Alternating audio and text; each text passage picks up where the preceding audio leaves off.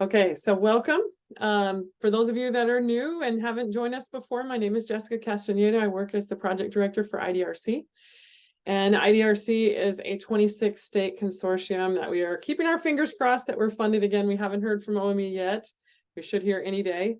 But it's been a 3-year project. Before that, it was IRRC, and I think there were 12 states. And so if we're funded, there will be 32 states, and we will continue to offer training for all states. So fingers crossed, we'll see. I'm going to go ahead and keep the poll up for a little bit. We asked you guys how often you visit the website, and that was really just for us to see if we're getting the information out there. 7% of you say never. So 23% of you say 2 times a year. 54% say every month. 6% say every other day. I don't know if that's IDRC staff. And then about 11% of you say that you visit it every week. And so hopefully some of the resources that we share today will be something that you'll be able to see how often they're updated and gauge the need for you to visit whatever, best meets your needs. Your favorite resource, 19% said you didn't have one. 46% said training resources. 6% said the YouTube channel. 6% said the H2A and H2B lists. 10% say the student and family resource portal, 2% say Power BI, 6% say newsletter, and 4% say, I have no idea. And first webinar for 13% of you guys, you're brand new, 87% coming back. This is kind of an interesting, 40% of you have been here with MEP less than 2 years, 16% 3 to 5 years, 19% 6 to 10 years, 15% 11 to 20 years, and 9% of you have been here forever. So thank you for just indulging us in getting your answers there so we can kind of see a little bit more about the group that we're working with. So I'm going to go ahead and end that. And you can see it for just a little bit. So what we wanted to do today is every year with IDRC, we have different things that we're working on as far as our grant project. And so there are some resources that we created in the last year with our work groups that we wondered, some of them are brand new, maybe in the last month, that we wondered if the word had really gotten out. And so we spend our life, working with all these resources, and we assume that everyone knows that they exist. And I don't think that's the case. And so we're always trying to remind ourselves that, hey, we need to make sure that we get out and we let people know these things exist. And so today's purpose is to really walk you through some new things that we have, explain what they're for and how you can use them. And our whole goal is to make sure that hopefully we're able to help states find kids faster so that hopefully they're getting a lot more services, it doesn't take us so much to find them that we have little funds in the end to really provide services. And so if we're doing our job well, hopefully it makes all of your jobs easier. So just a couple of housekeeping things. If you have a question, put it in the chat box. We will pay attention to those. If you have a comment, you can make those and put that in there. Please don't raise your hand because we really won't respond to that. Just go ahead and put your any questions that you have into the chat box. So first thing, we thought we would just kind of give you an overview of those things. So it's not, some of it's a preview because you're getting ready to see things that we're getting ready to show maybe in the Recruiter Invitational. For some of you, it's going to be a review and some of these things, but hopefully everyone will be able to, to see something new. So we just did a new website retool. And so I am going to go ahead and actually open it up for you real quick. I'm going to see if I can pull that up on my screen and show with you what that looks like and kind of how the logic of how it's organized. And if it doesn't make sense, it's my fault. I do our website. I've done it for many years, and the last probably year and a half, we've been so busy that we've just kind of put things on the site and hadn't spent as much time to really be deliberate of where it's at. And so we have our welcome, we have the menus up here, but when you scroll down, we've divided things up a little bit different. And make sure that I'm sharing the right thing. So when you first get there, you have the little Google search right here if you're wanting to find something quick. But if you scroll down, we have recruiter resources that can be shared. So this is really designed like things that recruiters can give to families or things that exist. And then we have resources for data staff. You scroll down a little bit more and we'll take a look at some of these things. We are putting all of our upcoming events. If you just click on this, you'll be able to see anything that's happening right there. We keep those, we'll try to update it so that you can see anything that's on the radar there. We also will put the recording of our last training right there at the top, and then an explanation of anything that's happening. We also have a what's new on our site, so that, you know, if there's something new that you didn't know existed, it's going to be right there. And then if you scroll down a little bit more, we have a section for our member states. So there are some things, if you guys that are listening that are member states, we have our Connect team resources, some data collection tools that are directly for members of the consortium. We have the Power BI, our state maps, all of those kind of things.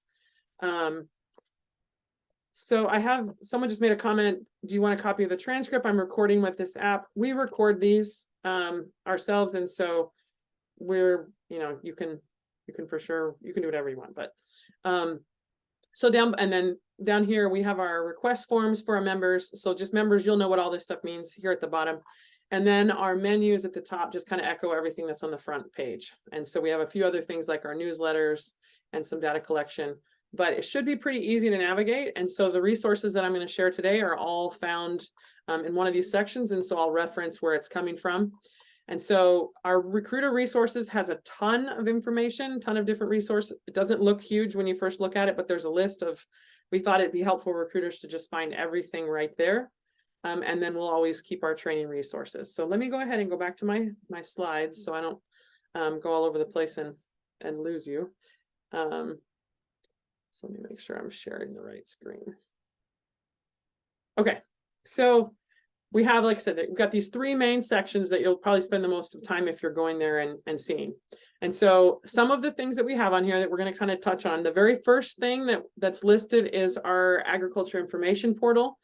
Then we have an ag producer promotional website. We're going to show you some of these things. So we encourage people to kind of look at the list, click on them, and make sure that you're familiar with all the things that are on there. Today, we're going to spend time really looking at, you know, the newest things that are there. So on the shared page, so first is the recruiter resources. On our share to others, we have our learning portal. So if you're not sure what the learning portal is, we're not going to talk about it a lot today, but it's on our YouTube page and you can go in and there is a training there. We have a lot of resources for learning English, and our English in Minutes books is one of the biggest things that is used. We also have a welcome to MEP. We have a brand new resource, which we're going to show you in a little bit, for families that are new to the program. And so that link is there. We also have a resource to market to farmers, which we'll talk about today. And that resource is right there. We have our referral tool. And there is one of my new favorite links, findhelp.org. Basically, you can find any resource in any community, and it can be in multiple languages. This can be a resource that you can share with families directly. So we'll talk about that in a little bit. So for those of you, it mentions here, as far as recording, we will send out a recording to everybody that is on the webinar today and anyone that registered. So you'll get a recording and you'll get a copy of these slides. The slides also have the direct links of where you can find all the information. If you just click on the slide, it'll take you to that part of the website. So we also have resources for data entry staff. And so this will continue hopefully to be able to grow. We have some re-verification process information. So a lot of programs, the end of this month, pretty much all Migrant Ed programs have to re-verify that the children that are still eligible, that have eligibility remaining, are still present. And so we've got that process. We've got move notices, kind of process documents, things that are needed for the CSPR, required MEP data, and then we have a full manual, which we'll talk about in a little bit. You see, I'm going way too fast. Okay. So let me go ahead and show you some of our new things. And so I'm going to go back and forth kind of between the website and the slides to really be able to show you where everything is. So this new one that I'm going to show is something called our Ag Industry Profiles. And so I think we hinted to this and shared a little bit about at the Summer Recruitment Institute, a little bit about this. So the idea was, many of you are new and you may not be super familiar with all industries. When I first started in Migrant Ed, I spoke Spanish because I'd learned as a missionary years ago, but I knew nothing about agriculture. And so if someone was to say, oh, Jessica, in Tennessee, there is, a lot of tobacco, I wouldn't have known where to find it. I didn't know what they did with it. I wouldn't have recognized it on the road. And so I spent a good amount of time trying to figure out, like, what is that crop? And, what do they do with that? And so that was, we have a work group that specifically was focusing on agriculture and how to work better with industries. And they had suggested that it might be helpful to have these profiles that would really give you an idea of different industries. And so our goal is to continue to increase the amount of profile information we have. But let's say, for example, silage and hay. So a lot of people say, well, I'm not sure if hay production in my state really has any, anything that would be eligible. And so what we did with these And let me see if I can make this large enough that people can really see. Hopefully you can. Let me make sure I'm sharing. What we did with this was come from the idea that maybe you knew nothing about this. And so we wanted to give like an overall picture of what's happening in that particular industry that might be relevant for everybody, and then what activities might possibly qualify. So as you go through these, we won't go through each one of them today. We kind of give an overview of like understanding what it's used for, what are some important terms. So if you're talking to a farmer, you don't sound like an idiot. Jobs that might qualify, the difference, like for example, hay between silage. A lot of us are really familiar with hay, but maybe not as much with silage. And so different qualifying activities that are related to it. Understanding again, you know, when you see those packaged little look like marshmallows in the field, what exactly is it? What's happening? And so like it says here, you know, silage is usually made from grass crops, and then it gives an explanation of what it is, different terms, and then more information about it, and explains kind of what's happening, the fermentation process, what's going on, so that you can really understand the differences. And then we have some tips for recruiters. So for example, depending on the actual crop itself, we'll reference different tips. So this one references, hey, when you see H2A orders that are specific, forage and operations and ranchers stipulate their qualifying activities. So it will mention exactly what they're going to do if they have forage operations with their H2A workers. And so you may say in your state, I don't think we have that, but you can kind of pay attention to where to find that and to see. So here it says top tips for recruiters: check for interstate custom harvesting operations, especially for corn and bean crops. These might be family businesses that follow harvest patterns between states. We had that in Tennessee. We had several that would kind of go from Tennessee to Missouri and different places. And so kind of just some ideas of how to work with that particular industry. And then to take a look at some websites that might be helpful for your own state, and maybe look and see acreage per county and learn a little bit more about the national associations and how you can work together. So we followed that same type of idea on each one. A shout out to Emily in New York. She helped us with this one to really let people understand more, let them know more about the ag industry as far as dairy. And she went through and really gave a lot of extra information as far as the different kinds of dairy cows, different types of farms, dairy farms themselves, whether it's a freestall barn or whether it's a tie stall barn. My husband and I have cows, and when we first got married and we had, I would say like, you know, hey, we want to buy a baby cow, and you know, there's words for it. It's, you know, depending on whether it's a male or a female, there's things that you're supposed to say that makes you not sound dumb if you actually know what you're talking about.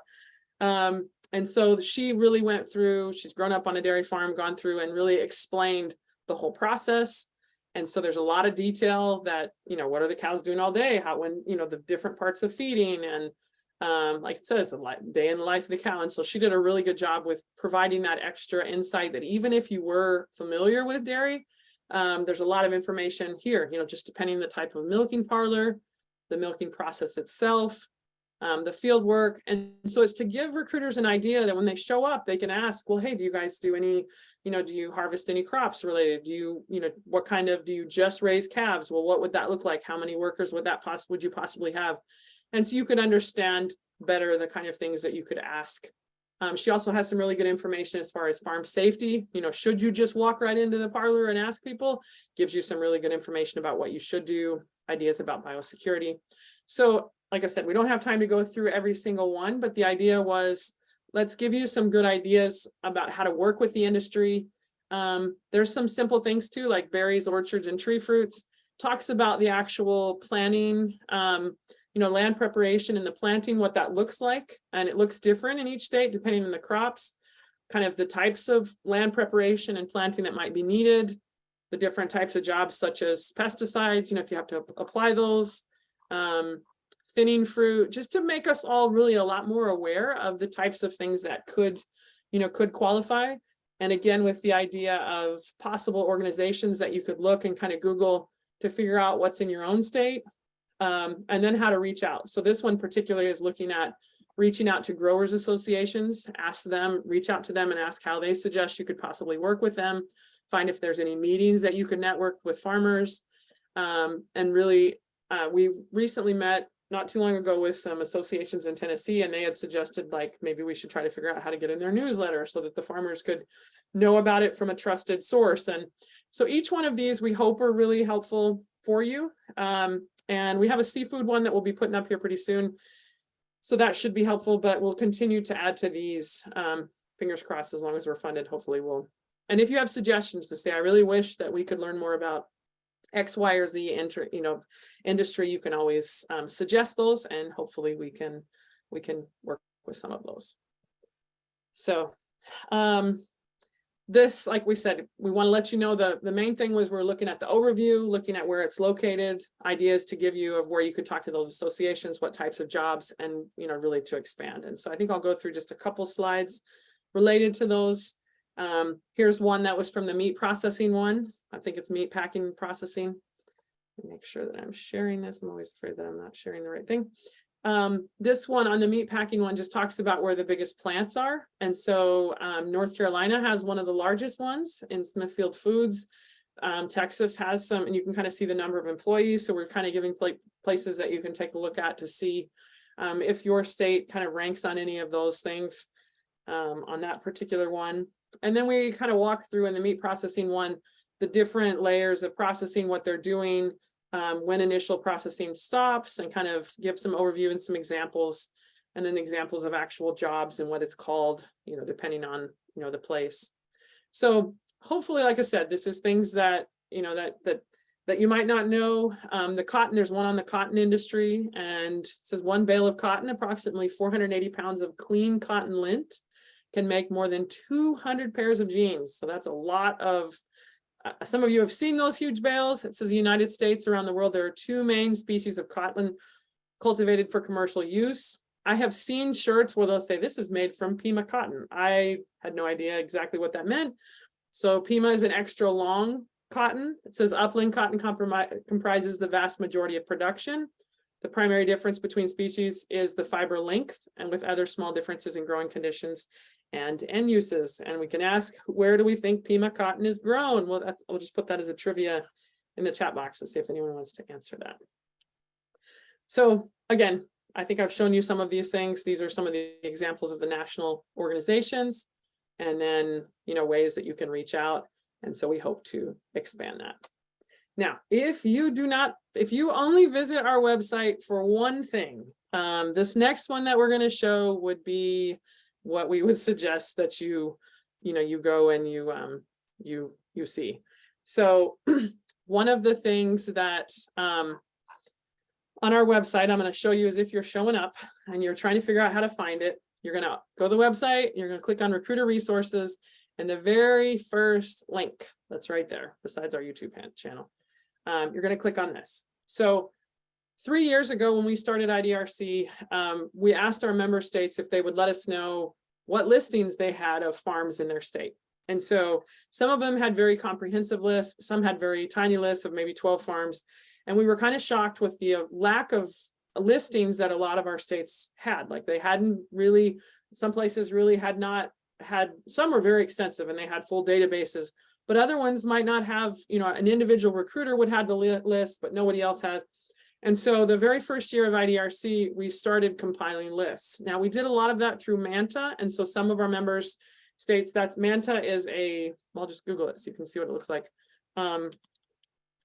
Manta is a company, basically. Let's see, I want to verify that I'm a human. Basically, they get a lot of tax records and information about businesses. And so you can go on and find anything that is specifically agriculture related. But the records may be from 4 years ago or 10 years ago. And so we made listings for our states. We actually went and worked, finding all this information out. But we've gotten a lot better over the years to be able to figure out how we can get more lists. And so if you click on your state, every single state has these. We'll start with Alabama. We have been compiling lists for every single state. And then we brand new, Evelyn Arevalo that works with us is in charge of this. She makes maps for everything that we have. And so for every single state, what we've done is gone through and found every single public listing of agriculture information that exists out there right now that we know of. And so our member states have more information than non-member states, just because we've focused a little bit more on them. But every single state has the following. So every single state has a Google map for their state of everything that we know of. Now, do not come back to me and tell me that, hey, Jessica, this farm doesn't exist. Okay, that's for you. We're trying to get you everything we can find. You download it, you use your list, you make it, and then we'll ask our states, if they want to have updates. We can't be like managing this for every single state as far as doing updates.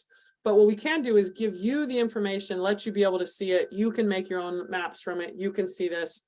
But our idea was, in this, for example, in Alabama, we have a housing list for H2A. We have the all USDA list, which is all the agribusiness locations or any processing. We have all the trailer parks. I know trailer parks, not every single trailer park has migrant families, but it is a great place to start in a lot of places. We have the rural housing. So this can also be a place that you can look to see. This is USDA rural housing, so it's tied somehow to agriculture. We have the farm labor contractors. We have the farm subsidies. These are any farms that receive subsidies in the last year. We have all the H2A and H2B work orders. Melissa that works with us, she does a really good job of updating those very frequently, whenever every 6 weeks or 8 weeks, or she could put it in the chat box how often she does it. And then we also have all of the GAP audit companies. So let me go back to this list of what that means. Like here we have the USDA farm service subsidies. These are anyone that received a farm service subsidy, farm contractors, H2A, H2B lists, the GAP audited. So this is called Good Agriculture Practice Audits, or voluntary audits that verify that fruits and vegetables are produced, packed, handled, and stored. So these farmers had to be producing, producing some sort of food, and they got audited for that. And so we have the list. Some of you have aquaculture ones. Melissa's also done the Freedom Information request. So this particular one for Alabama has all the commercial approved establishments to process aquaculture. We have the mobile trailer parks, the egg, poultry, and meat processing. We have a hemp list. We couldn't get addresses, but you could Google them. And then we have the state agriculture website. So Melissa said 6 weeks for work orders for H2A. So some of you may be saying, well, we go to Spotlight, we're doing that for you. We're already pulling it down. We're already giving you everything that we have. Here are all your lists. So if you click on these, you can download these lists, you can make your own maps, you can visit them. But we did make these maps here that you could see everything in one place. And so we will, as Melissa does updates, Evelyn also does updates. So it looks like there's been 18 views on this particular map. These are new. Some of your maps, you've been using them like crazy. And we also below each one of these have another map that you can see just that particular thing. You can see a batch geo map, for example, in Alabama for where the labor contractors are. And our password is always capital IDRC. So if you get anything from our website, it would be these two things. We are giving you a list, but we expect you to be able to pull it down, make it your own, see what's relevant. And we are hoping, and nationally, we feel like this is a weakness that we have as a program.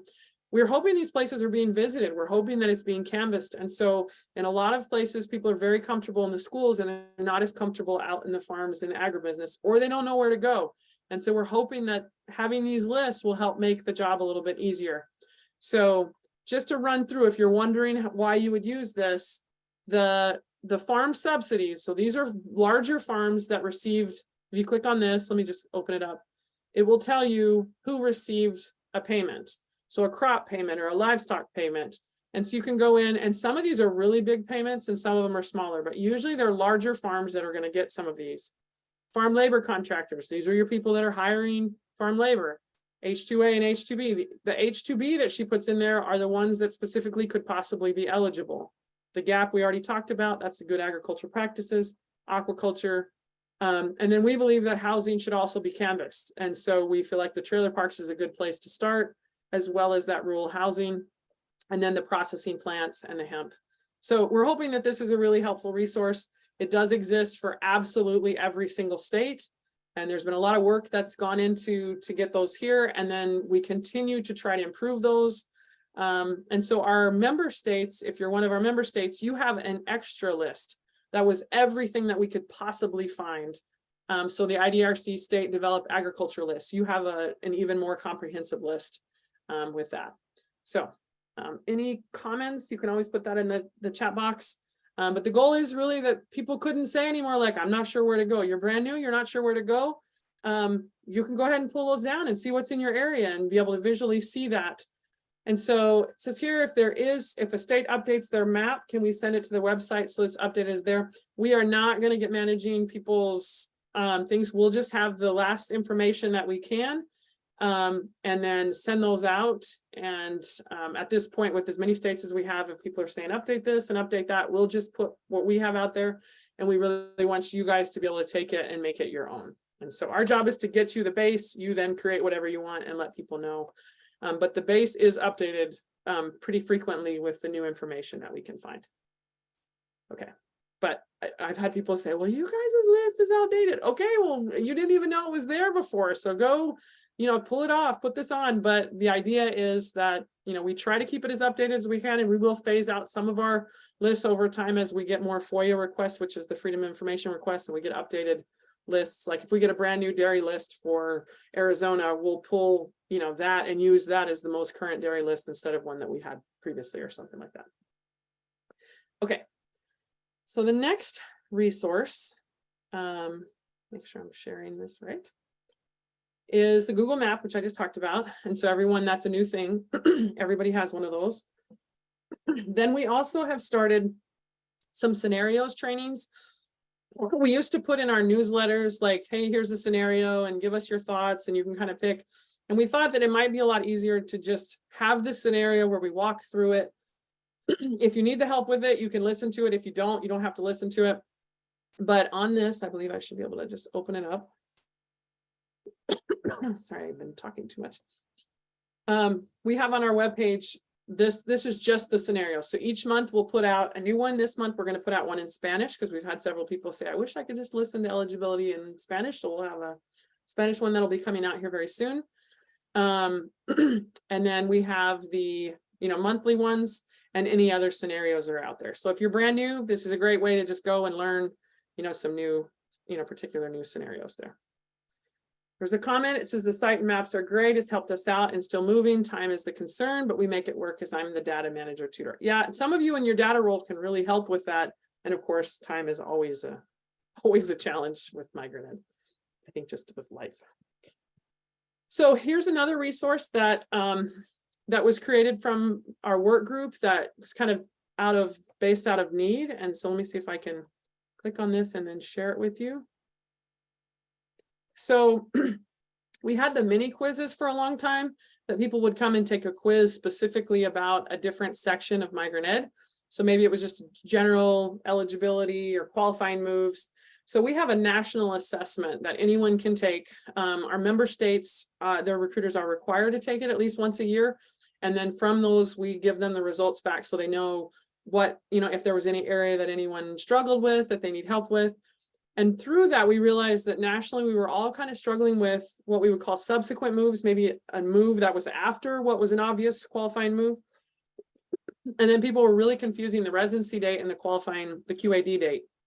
And so the work group suggested that maybe we just do modules that are specifically just on qualifying work. And so if you click on this, there will be a resource that will walk you through just what qualifying work is, or just what temporary work is, or understanding how qualifying moves and economic necessity go together, subsequent moves.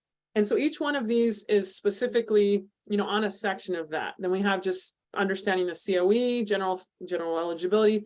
And if you really just want to listen to somebody explain it, we have a 30-minute video that kind of walks through all the basics of eligibility. These then are tied to these mini quizzes. So you can then go and test your knowledge on, any of these. The first one, sorry, I need to drink some water. I don't have any with me. The first one is a general eligibility. It just goes over, instead of a really comprehensive assessment, this is just a general check of like, hey, are you comfortable with eligibility? It'll tell you the area that if you don't score well, or if you had several wrong, it'll tell you what area they're in. And then you can go back and you can go to that particular section and kind of study just that. Once you feel like you're pretty familiar with all of that, you can listen to the scenario trainings, and then you can always take that national assessment. So this is something that's new. Just to let you know where you can find that at, go under recruiter resources, And then we have training resources where it says mini quizzes and IDNR eligibility factors, training resources. That's where that is right there. So we, these were tested out by our work groups. We went through and just tried to have the basics. If anyone wants these, files and you want to, add something to them, or, however, we'll share them with you. But the idea is hopefully that we're breaking down eligibility and making it a little bit easier. Okay, so let me go back to my slides. We also are going to start a training monthly. It's going to be the same thing each month, so you don't have to feel like that you're going to, like it's like a training series for brand new recruiters. It's just going over the basics. We've had a lot of states request that this happens, and so it's just going to be once a month. We offer it. Anyone brand new can go to it, and we'll walk them through the general eligibility. We'll also walk them through any resources that IDRC has that are just general that they should know about, like the maps and those kind of things. So on our website, you can just click on the upcoming events and you'll see that. And so the one for August is scheduled. It's actually next week at the same time. And so that'll be something that hopefully will just help. It shouldn't take the place of any training that you have. It shouldn't be like, okay, I don't have to train them because they're going to go to this. It should supplement whatever that you already have in place. We have a brand new resource. I don't even know that all of our members have seen this yet, because we're going to really be talking a lot about it at the Recruiter Invitational in September in Clearwater. So one of our work group members, actually Sarah from Vermont, I'm not sure if she's on, she had the idea that it would be helpful if we had a comprehensive list of all the possible qualifying activities that we could kind of across the country, and could be something that MIS states, for example, could have drop boxes for qualifying activities instead of people just typing in what the qualifying activity was on the COE. And so we were kind of thinking about like how we could best kind of come up with a tool that would be helpful for this.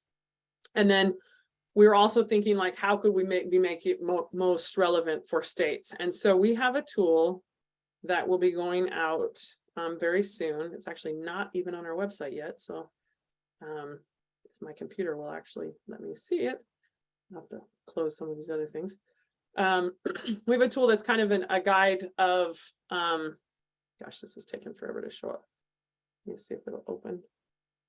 If not, I may need Melissa to open it real quick if mine's, but let me explain what it is first, and maybe that'll help. It's taking forever to open. And now my computer wants to. Melissa, if you can possibly load that. Just let me just open mine right now.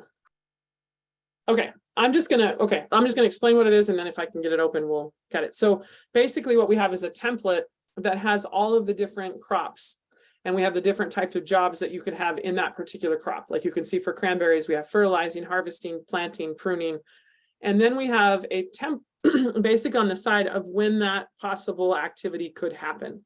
And so we suggest that states are able to take this template of all these different types of crops that exist and are able to go in and make it their own to say, okay, apple picking, for example, would start, in the month of September. And so, okay, perfect. So here is the actual template.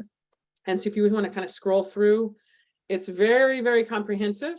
And so there's a lot of different activities. This is a template. It says we suggest that you fill in the table, you add an activity to the table, you kind of scroll down. And then, I don't know, Melissa, do you want to walk through real quick, kind of just how you set it up? I'm totally putting her on the spot here. She doesn't have to. Yeah, sure. I want to go run and grab water. That's why. So I stopped. Okay. Yeah. So, I mean, the way that you would complete this is that, and this is the suggested method here, is that you would fill out the little boxes with whatever color, whenever month you think that activity is performed. And so, for example, here in cranberries, fertilizing in April, so you would change that here. And if you go down here, let me just show you. So you have acorns, for example, and you will go here and fill out this box with green, and this will be your template for all your recruiters. And so you can always change that to add more activities here, and you could just make it your own. So this is going to be available for all on our website.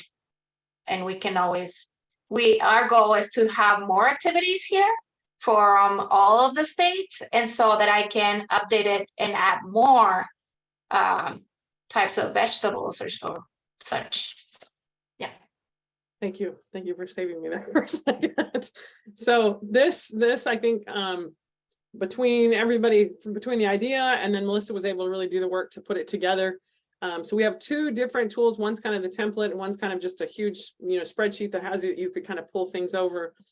So hopefully this will be a resource that will be easy for states to be able to kind of look at. I personally felt that it would be really helpful if I was a new recruiter to be able to look at almonds and be like, okay, there's all of these possible things, or alligators, what exactly do they do with that? And so you can then look down and see all of these listings, and it would give you some idea of some things that you might need to be looking for as a recruiter. So like apricots, it's got everything from cleaning, cultivating, dicing, fertilizing, harvesting, mowing grass, packing fresh, anything that might be related to working with that. And so it's a pretty comprehensive list, and it came about because, like I said, Sarah from Vermont was able to get a list from MIS 2000 of a whole bunch of different qualifying activities, and they thought that this would be really cool to kind of put together. And so we all kind of sat on the idea for a while because we weren't sure what to do, and then we gave it to Melissa, and she made something that was very usable. So again, thank you. And like I said, thanks for saving me for a second there. No problem. Okay, so a few comments. Let me check and see. Okay, so it seems like people think this might be helpful for them. So another tool that exists right now just for member states, and for if we're funded for our new member states, is a really cool tool we have in Power BI. And this is also another one of Melissa's projects. But I wanted to share kind of what it is, because there's my favorite part about it. You can actually access another way too if you're not a member state. And so let me see, there was a comment. Okay. So for example, this is one of the tools that's available, and I'm not going to show you all of it, but those of you that are member state members and you don't know about this, this would be something you would be reaching out to Melissa or to myself about. And one of the cool things about this, let me just go ahead and let me just go to the website and share, as long as my computer will work with me. Let's see, sure kind of where this is at. And then if you scroll down to the bottom where we have our member listings, we have something called State Power BI listings. And so we'll just check out Arizona's, for example. So these are pretty cool visualization tools, which she has taken from the Census of Agriculture and then the other information that we put together. And so right here, she has an explanation in the beginning. There's a tutorial, and you can kind of listen to what the purpose is. But one of my favorite things about this is you can take a look at the number of farm workers. Many of you may have multiple counties and you're not sure, like you just may go out and be like, I got 10 counties. I'm not sure which one I should go to first. I don't really know where farm workers are. I'm not sure what I should do. We created this tool for our member states to really be able to go in and say, okay, Maricopa County has 7,925 farm workers.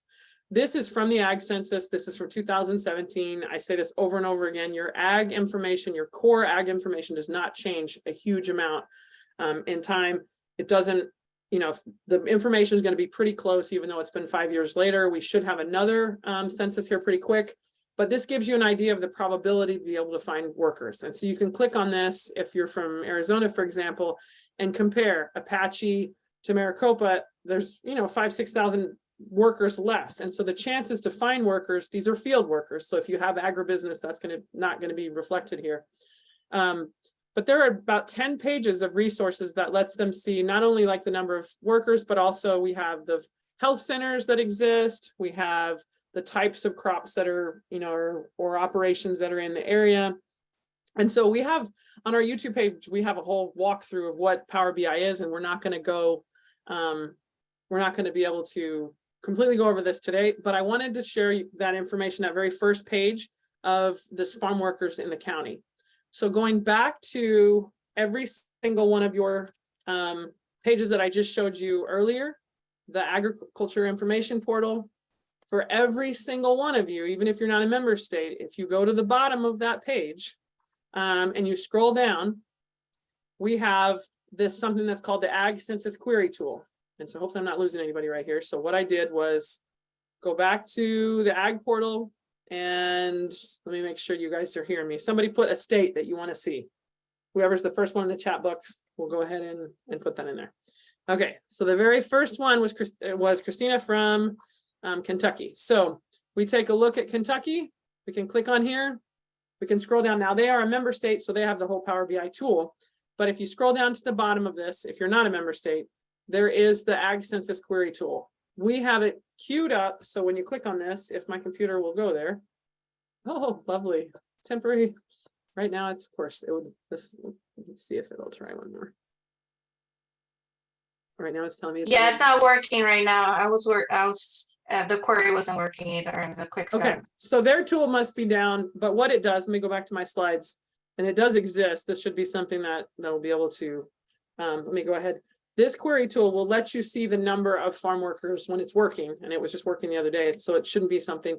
It'll let you see by county, and then by the state and by the county. And we have them on your link as soon as that tool is back up, that you can go in here and you can change the county. And it will tell you the number of operations with different workers. So we're looking at Apache County in Arizona, that there are 663 operations with workers, and then it'll break down here and it'll say there are a total of 5 that have over 10 workers. And then it'll give you the total number of workers in that county. So of course, this is going to be underestimated. This is not going to be the total because not all farmers are going to put that information on there. But if there's that, then there's going to be at least that in your area. And so this is a really good reference for you to be able to look at probability of finding workers. So if you have limited time and limited resources in a huge area, it allows you to help organize and try to prioritize where you can go at different times. And then there's also other tools that you can look to kind of see, you can look at your maps and be able to see what kind of crops are there. You can use what Melissa's template that we just showed to figure out, okay, the different crops, when is it happening and when should I be in those different areas? And so hopefully this will be helpful.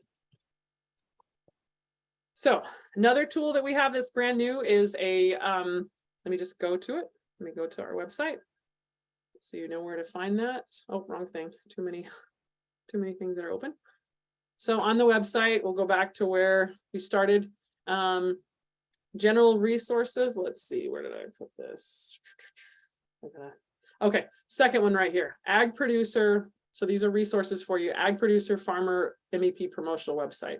So our member state said we wish there was something that was not so much like branded for MEP, that was more just like talking about in general. It says, welcome to IDRC. We work with agriculture employers and agencies across the country. And then it talks a little bit about what Migrant Ed does without putting Migrant Ed in there.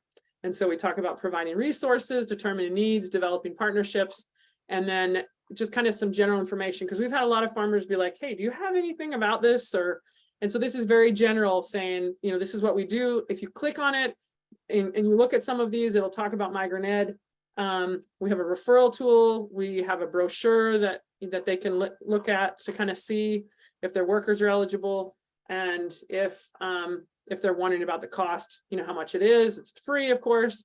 We have some testimonials, and then we have some information which I need to update that has like a producer's newsletter. Oh my goodness, this is not showing up at the right thing. This is twice, so I will make sure that works. That's kind of weird how that's not working.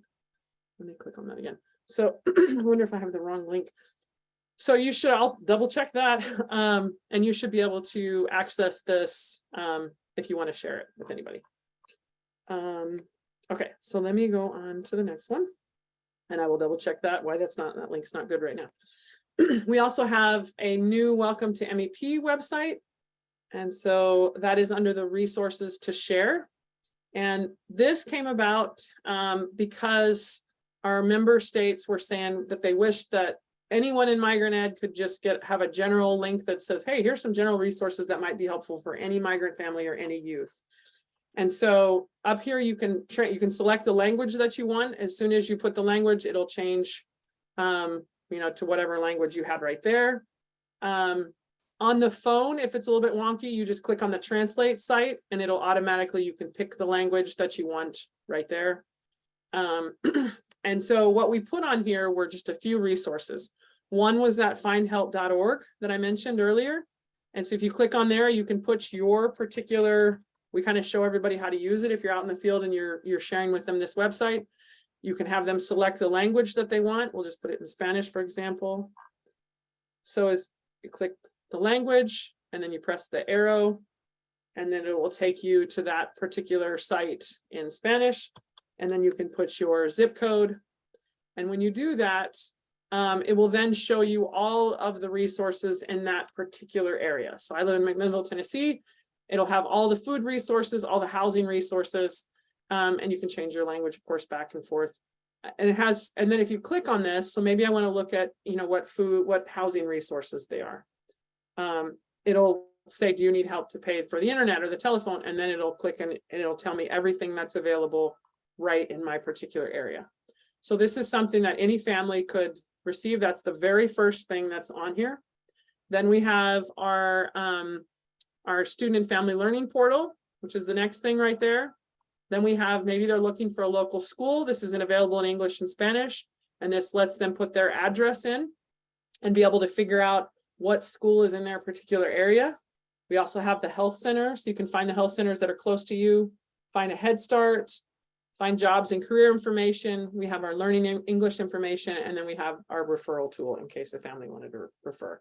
So we have the Spanish version, the English version, but again, they can click on here, translate it, and they can be able to click and see. Many of these sites have the Spanish version right on it, like the Head Start locator. So this was just our work group said, hey, we really like to have some basic resources that would be beneficial for everybody. And so when you click on the Learn English, for example, we have the resources that are on the learning portal. They're like picture dictionaries. We have our books that they can learn with, like Duolingo, and they have other things. And those resources are right there. So this is something that's been well used in the short time that it's been up, and hopefully it's something that'll be helpful for you also. We also have our data manual. And so this particular data manual was designed with the idea that you're brand new in data and you're not really sure everything that, we always say migrant ed's like peeling an onion. You have all of these things you're supposed to know, but you didn't even know when you first joined that you needed to know all those things. And so the data manual kind of walks through all of those basic things, whether you're an MIS2 state or not, of the data that's gathered, what it's gathered for, how to do it. And so that is, it's again designed to be a template, and you can take out the part that you need, and it could be helpful. Then we have our recruiter assessment, and it says we have a national assessment any of you can take that you can reach out. That's not really a new tool. We did retool it this year and update it. And so if anyone needs that, you can just email me. And if you're an IDRC state, your director should have codes for you to be able to take that. But it gives you a breakdown of what you're understanding and what you're not, and then additional training can be provided there. Or you could go back to those modules for the things that were not making sense. So these are not all of our resources. These are, some of you are brand new and you're saying, hey, I'm not sure about these. We have hygiene and student service bags that we give to our states. And then if non-member states, they can always purchase those. We have a referral tool. We have a whole bunch of resources on just general good ID&R, such as Balanced Recruitment and Recruiter 101 resources. We have other data resources. We have the H2A and H2B lists. We have monthly webinars and resource on our YouTube page. There's a ton of information on our YouTube page. And so if you're not sure where to access that, if you go to our website, let's see, I need to just go back to the front of the website, which I have right here. And you click on the recruiter resources. Right there at the top is our YouTube page. Our YouTube page is designed, as long as I'm sharing the right, is designed to have kind of different topics. If you want to just see all of our videos, you can click on there and there's 50 million of them. But if you just go here, it's by our monthly webinars, by our newest videos. If you're a data person, you need to know just about data. We had a data summit and all the videos from that. General Recruiter 101, we have a training for recruiters of just the basics. Scenarios, we have a whole series on balanced recruitment, how to really canvas your community. We have information on resources. If you're the statewide ID&R person and you're not sure how to do planning, we have a bunch on how to really look strategically and statewide plan. Information on agriculture trends, creating Google Maps, those maps that we're saying you can make your own, this is how to do it. And then we have, we didn't record our Summer Recruitment Institute this year, but last year we did. And so we have all the information from there. So there's lots and lots of resources if you're brand new. You really probably more than you would ever need. And so we hope that you're able to really access that. So fingers crossed that we hope that we get funded again. If not, we're going to all be saying, hey, we need some work. But we're hoping that we should know here within the next couple of weeks. OME has said that they will be notifying here pretty soon. And so we're hoping that us and the other consortiums are able to be funded again.